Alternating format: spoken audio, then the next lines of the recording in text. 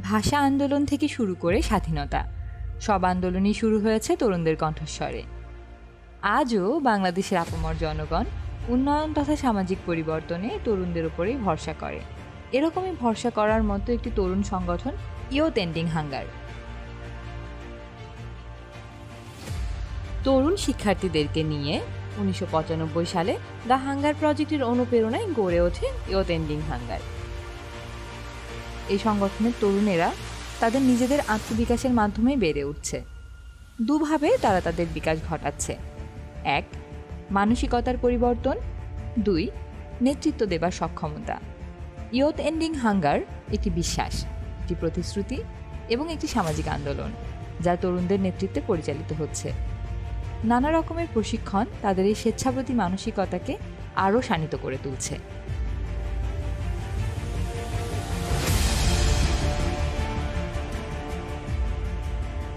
এই সমাজ ও রাষ্ট্রের কাছে আমরা ঋণী, আমরা এই রাষ্ট্রের কাছে দায়বদ্ধ।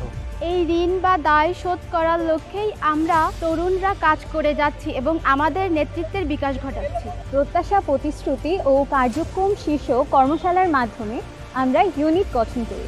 ন্যূনতম 11 জন সদস্যের একটি ইউনিট গঠন করি। এরপর ইউনিটের নেতাদের নিয়ে উপরের স্তরগুলোতে নেতৃত্ব নির্বাচন করা হয়। এইভাবেই ইউনিয়ন ফোরাম, উপজেলা ফোরাম, জেলা ফোরাম, আঞ্চলিক ফোরাম এবং জাতীয় ফোরাম গঠিত হয়।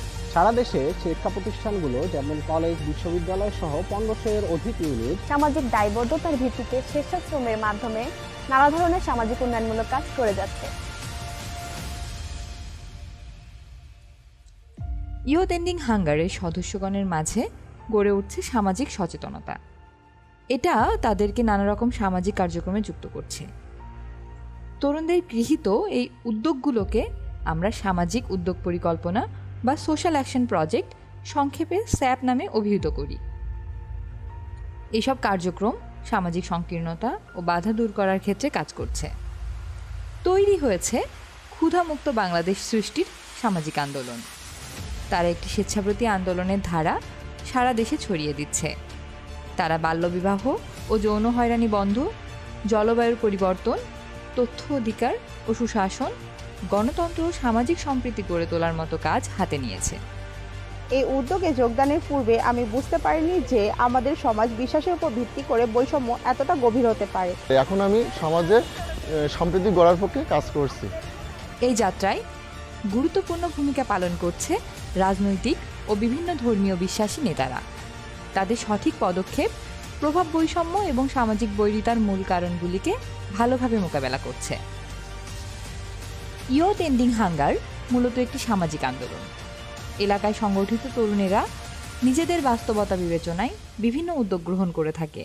তারা কখনো ধর্মীয় স্বাধীনতা বা সম্প্রীতি, কখনো জলবায়ু বা পরিবেশ, কখনো নাগরিক দায়িত্ববোধ থেকে সুশাসন প্রতিষ্ঠায় কাজ করে থাকে।